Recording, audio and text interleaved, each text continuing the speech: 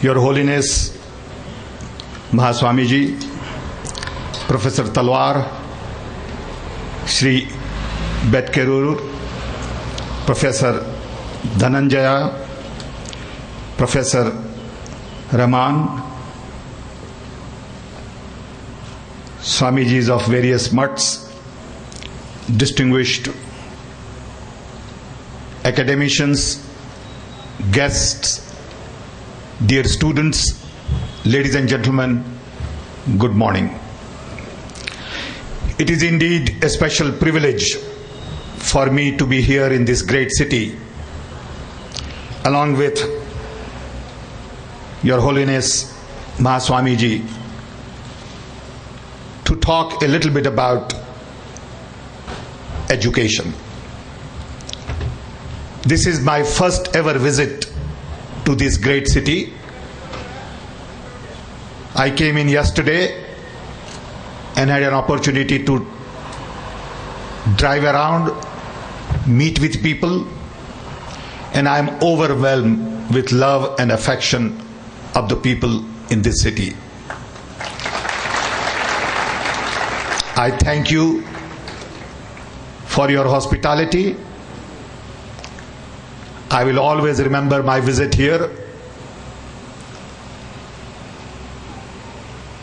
I hope to come back in the near future with my wife.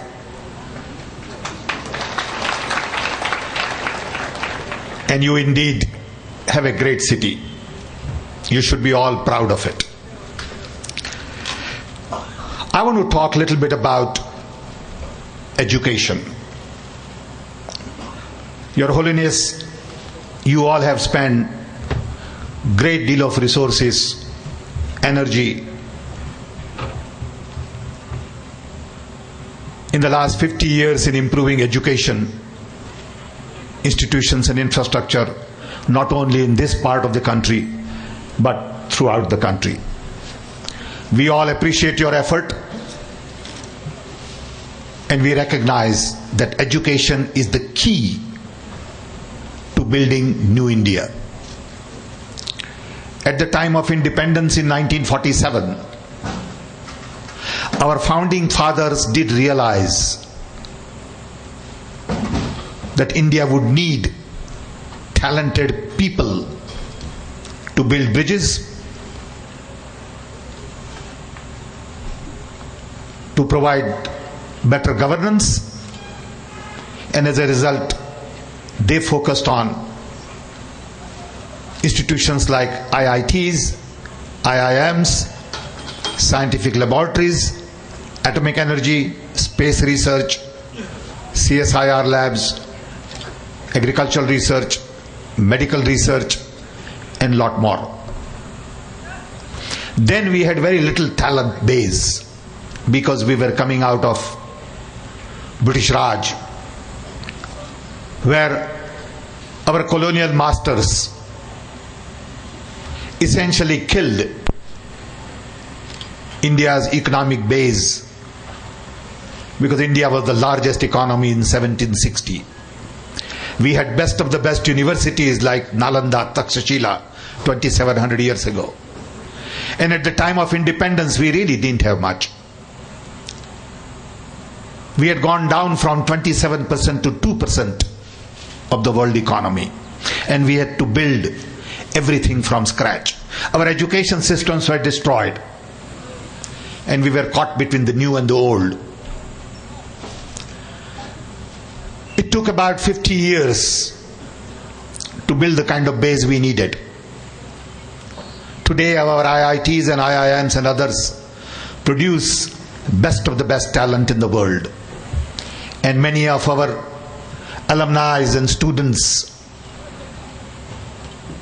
do well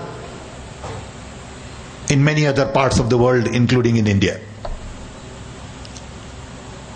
We have been able to build institutions for science and technology at the same time. Atomic energy, space, the recent space endeavor is an example of our success. The key, though, was our agricultural productivity. There was time when the world felt that India will not be able to feed herself. People used to talk about India as a basket case. Today, not only we can feed 1.3 billion people, but we have great deal of surplus food. Last year was the biggest agricultural production ever in the history of India. But at the same time, we have 200 million hungry. Because we have not been able to use knowledge and technology to really bridge this logistics gap. We have food, but we can't get it to the people who need.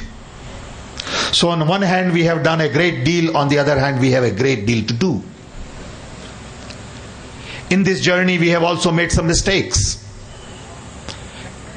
And it is better to acknowledge that you made mistakes. Because if you don't do anything, you don't make any mistakes. If you do lots of things, you make some mistakes. And you learn from those mistakes to go forward. This particular government in the last decade has done so much. Unfortunately, we have not been able to communicate. And as a result, general feeling is nothing got done for 10 years. The facts are exactly opposite. So much has been done in the last 10 years that it is hard to communicate. Let me give you some examples. I'm talking only about the areas where I'm involved, because I know a little bit about it. But there are many other areas where I'm not even knowledgeable, where we have accomplished a great deal. But let's take education. Dr. Manmohan Singh set up a National Knowledge Commission to look at all knowledge institutions and infrastructure that India would need going forward in the 21st century. Knowing that we have 550 million young below age of 25, our biggest challenge is to provide skills, education, jobs, opportunities to these young people. In a sense, we need expansion in our education, we need excellence in our education, and we need equity, so that the poorest of the poor can indeed get the best education possible. How do you provide education to 550 million? There is no way we can find enough teachers, enough buildings. So if we take the old model of education, we can't really meet our needs for the 21st century. We must look at the new ways of providing growing education needs. So at the Knowledge Commission, we looked at access to education, knowledge. We looked at concepts, school, vocational education, higher education, research, distance learning, open courseware, teachers training. How do we send more of our kids into math and science? How do we get more people to go into PhD programs? And all of that. We also looked at innovation, entrepreneurship, patents, copyright, trademarks, with emphasis on use of knowledge in agriculture, health, small and medium scale industries, traditional knowledge, because India has huge amount of traditional knowledge, which has not been documented, delivered, organized, and made it contemporary. We have, for example, 10,000 herbal medicinal plants. We need to document all that information. We need to preserve genetic pool. How do we do all this with modern technology, modern tools? Then we also looked at the use of knowledge in government, because we believe knowledge is the key to India's development. Knowledge is redefining yourself, knowledge is empowering yourself, and a lot of our poverty has to do with poverty of knowledge. I know in my own case I could get out of poverty only because of education and knowledge. Education and knowledge redefined me. I'm a son of a carpenter, but when we got into telecom and IT and computers, everybody forgot that I'm a son of a carpenter. I'm a computer scientist. I'm a telecom engineer. I constantly have to go on learning and redefining. Education is not about 4 years of college. Education is a lifelong experience. I'm still learning at the age of 72. And in my field there is so much to learn that if I stop reading for a month, I'll be obsolete. Because so much of new knowledge is created every day. To keep up with that, you need to really be on your toes. Today, fortunately, web, internet has changed everything. It has changed the world in a way we don't see the disruptive aspect of it. I tell many people, then atom bomb was thrown in World War II, we could see the destruction. Buildings were destroyed, streets were ruined, and we started rebuilding. Europe and Japan. When internet was dropped in, it was a bigger bomb than atomic energy ever in the history. Everything is destroyed, but we are not willing to accept it. Take for example education. Today's education model says education is all about a classroom. Duster, blackboard, chalk, teacher, textbook, exam, grade, certificate. Learning models have completely changed. To learn you need motivation, time and content. Content is already available on the internet, prepared by best of the best. You can get this content anywhere, anytime. So what do you need teacher for? You don't need teacher to deliver content and create content. You need teacher to be a mentor. But none of our teachers today are trained to be mentor. So you have total disconnect. People take great pride in the fact that their campus is wonderful. But inside you need software and soul. And that soul makes knowledge more important today. So today's model is very different from the model of the past. It is not required that you have one teacher for 10 students. You probably need one teacher for 10,000 students, perhaps. So we need to really recognize that the education paradigm has changed completely. Who decided it should take 4 years to get a degree? Should it really take 4 years? But the whole world is following. Government of India decides all these guidelines, and these guidelines are decided by people like us who are obsolete. Because the customer out there is very different. Customer out there knows the new tools. I give this example all the time. I have a three-year-old granddaughter. She lives in San Francisco. And she Skypes me every day. She just turned 3 in February. And she says to me, Dada, you are frozen because the bandwidth is not enough.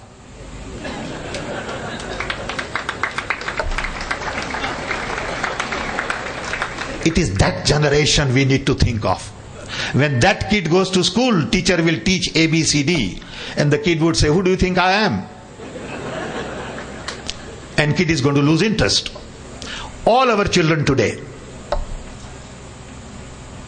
are very different from my generation. But the people teaching, they think my generation is the only way to teach. So there is a huge disconnect. Government doesn't understand it.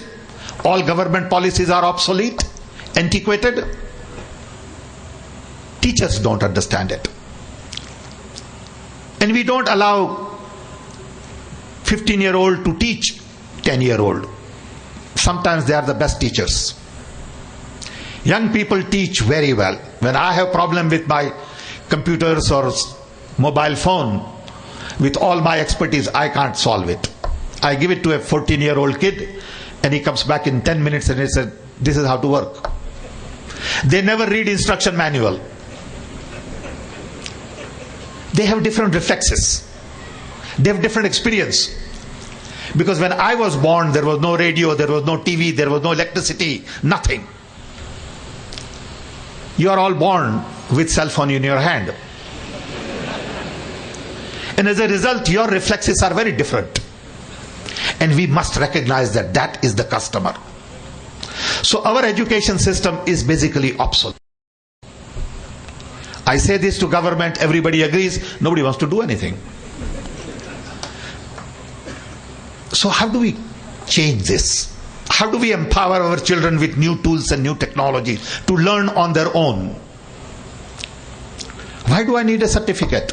How do I apply for admission in school? I tell people that if I had a kid today, I will never send that kid to college or school. Because there is a lot more to learn from environment, ecosystem, tools and technology than from classrooms. We need new paradigm in education. We need education that is relevant, useful. We need people who don't only look for jobs, but they create jobs. Today's education is all about looking for job. You graduate and you say, where do I get a job? You need to create people who create jobs. Because we need 10 to 15 million new jobs every year, year after year. And these jobs are not going to be created by government. Government is not capable. These jobs can only be created by entrepreneurs of tomorrow. And to be an entrepreneur, you don't need to be 30-year-old. You don't need all that experience, because that experience is useless. It's a liability. You need fresh mind. Can you imagine the founder of Facebook going to his father and say, "Father, I want to start a company like this"? Father would have said, "It'll never work." So when young people go to advise to teachers and parents, I tell them, "You're finished." They have no clue. Because their experiences are 20-year-old, 30-year-old. And in the last 20-year, world has changed completely. And they cannot relate to these new tools.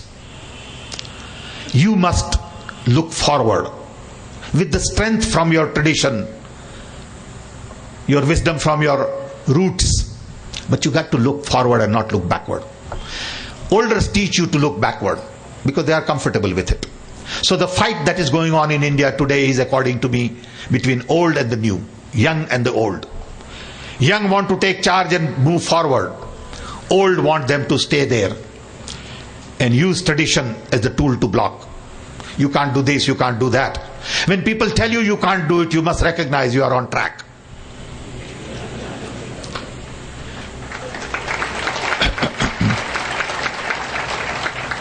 If you want to build New India, you got to do it differently. Fortunately today, we are living in the best of the best time in the human history. You have great new technologies, not just IT and telecom, biotech, nanotech, materials, alternate energy. Everything is available to solve problems differently. And we cannot solve problems the way we have been solving in the past, because that is not possible. Mainly because best brains in the world have been busy solving problems of the rich, who don't have problems to solve.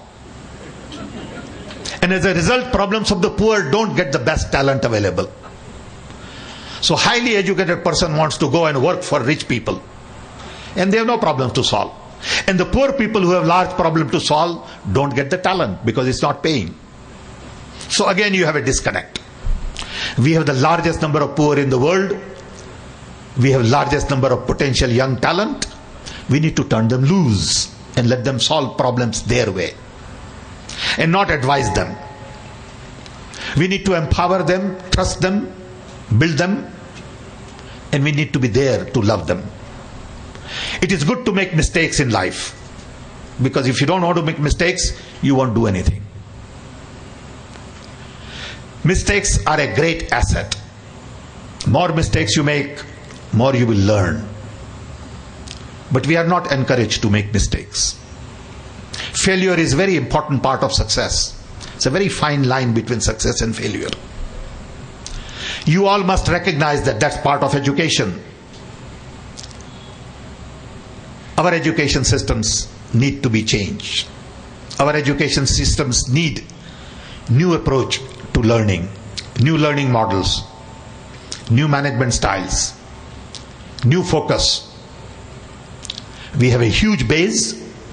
This base can be used to transform for the new world. We do have great talent in our young. I tell you, I work with a lot of them and they are great. As long as they don't listen to other people.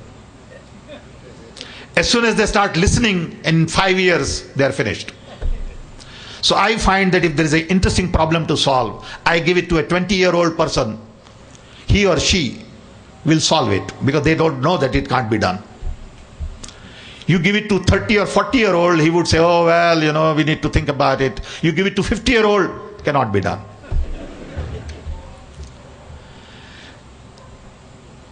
We are at a tipping point in the history of this country. We have great talent, we have best technology, but we are at a crossroad. We don't have the right mindset. If we get locked up into the old mindset, we won't go forward. If we change our mindset, leave our past behind, but build on that and try new things, we will succeed. I was in Kerala last year and saw this startup village. It's a building where thousands of young people in their 20s innovate and come up with new ideas. And I tell you, the energy and buzz in that building is unbelievable. A lot of these kids sleep there. They are constantly working. To them, job is not 9 to 5.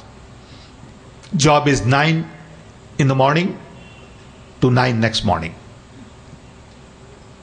And that's the kind of commitment they have. If you do these kinds of things, and you can't do this in government, because if you do that, people think there's something wrong with you. They'll be suspicious, saying, why is this fellow working too hard? There must be an angle. So you must be the change agent. And education provides you the base to be change agent. I encourage our young to build new world. We did our bit, maybe we messed up a little bit, but we didn't have the right tools. I always say that the Gandhiji's dream of Ram Rajya was not possible because there was no internet. Now with internet you can prove that Gandhiji was right. You can build Ram Rajya in every village with internet. It cannot be done by people like us. It has to be done by people like you. So we are building infrastructure to democratize information. We are building institutions for innovations. We are building institutions for new knowledge. You have to take advantage and you have to make it happen. With this, unfortunately, I have another appointment, convocation at Mysore University.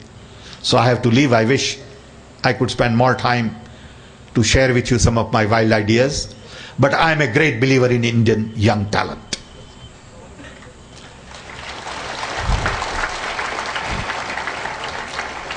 Our job is to encourage them, love them, give them comfort, and let them make mistakes.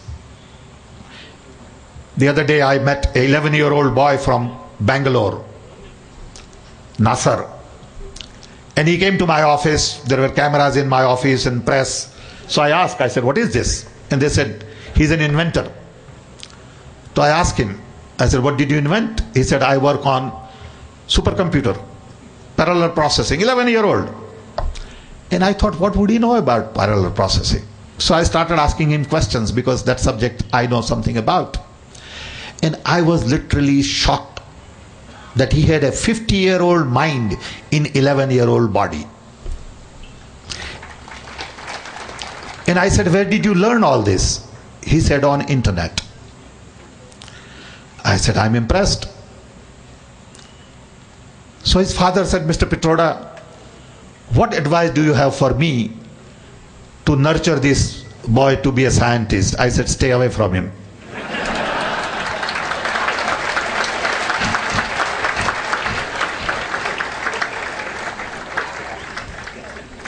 And he was such a good-looking boy, 11-year-old, fascinating. You know, I was so impressed. I had some pictures taken with him. So finally he said, sir, what should I do? What advice you have for me? So I said, you are too handsome, stay away from girls. But the point is, the talent is there in this country. Some time ago we were looking for the best hacker in the country, computer hacker. And we found a 15-year-old boy from Bihar, whose father is a peon, as the best hacker in the country. So don't underestimate the talent of the poor, of the rural. They are equally smart. We just have to give them a chance. And that's what education is all about. Thank you.